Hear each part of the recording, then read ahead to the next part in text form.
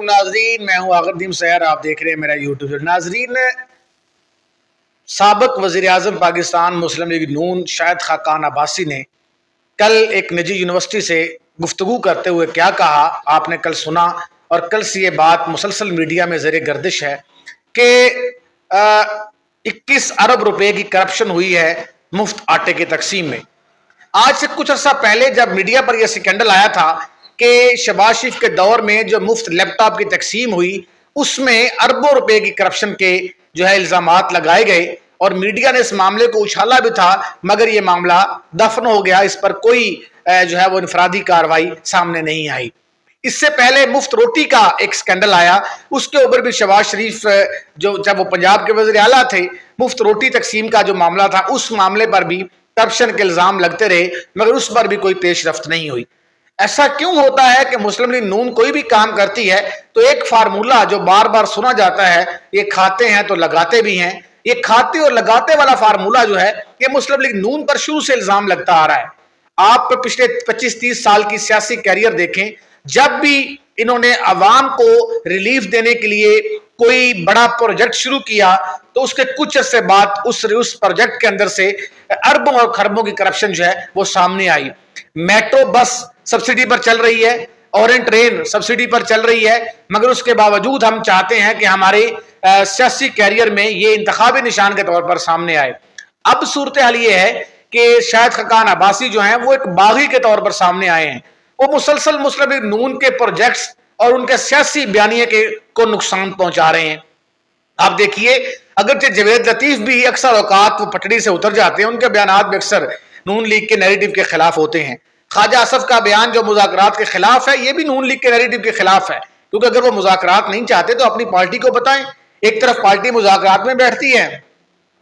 دوسری طرف خواجہ اسف صاحب کہتے ہیں ہم تو مذاکرات چاہتے ہی نہیں ہیں۔ بہرحال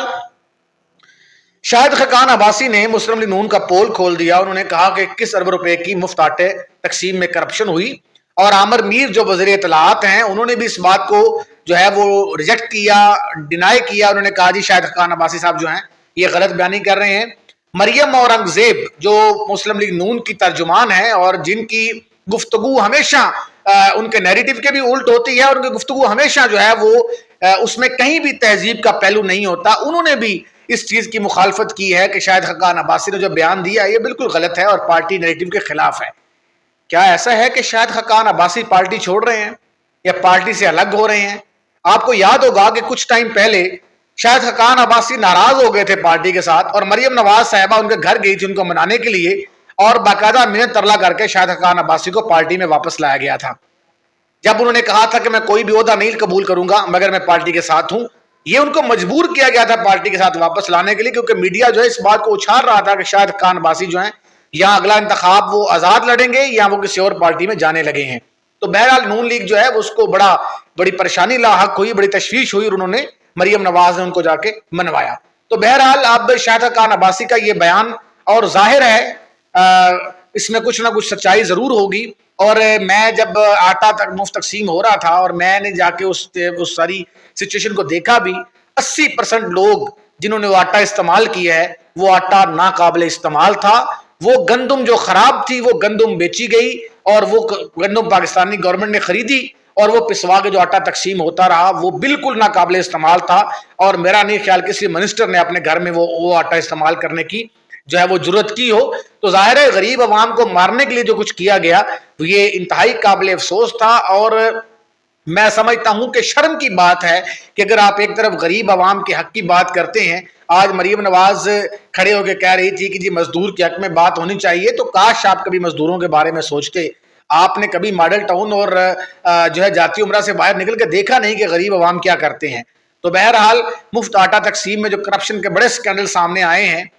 اس میں کچھ نہ کچھ سچائی ضرور ہے، اور اگر حکومت کہتی ہے کہ یہ جھوٹ ہے تو پھر شاہد خاقان عباسی کو کٹہرے میں کھڑا کرنا چاہیے، یا شاہد خاقان عباسی کو اپنا بیان واپس لینا چاہیے۔ اور میرا نہیں خیال شاہد خاقان عباسی جیسا سینئر سیاستدان اور منجا ہوا سیاستدان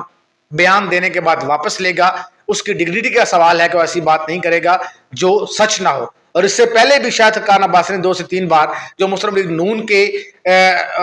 اس منجن کے خلاف بات کی جو منجن غریبوں میں بیچا جا رہا تھا کہ وہ منجن جو ہے اس کے خلاف ہمیشہ شاہد خان عباسی جو ہے وہ کھڑا ہوتا رہا. تو دیکھتے ہیں مریم نواز یہ چورن کب تک بیچتی ہیں, جمہوریت جمہوریت جمہوریت اور غریب غریب غریب. یہ جمہوریت پر جو خدشوں کی تلوار ہے یہ کب ختم ہوتی ہے, اور کب جو ہے پاکستان میں صاف اور شفاف انتخابات ہوتے ہیں اور ملک میں ایک ڈیموکریٹک گورنمنٹ آتی ہے. دور دور تک اس کے کوئی اثرات نہیں ہیں. اور میں ہر دفعہ ایک بات کرتا ہوں کہ مجھے اکتوبر میں بھی انتخابات ہوتے نظر نہیں آ رہے, کیونکہ مسلم لیگ نون اور اتحادی حکومتیں اگر انتخابات چاہتی ہوتی تو اس طرح ٹانگیں نہ اڑاتی. اس طرح کے ٹانگیں اڑانا اور ان کے اہم وزیروں کے بیان مذاکرات اور الیکشن کے خلاف ہیں, یہ اچھا شگون نہیں ہے. آج تک کے لیے اتنا ہی, بہت شکریہ.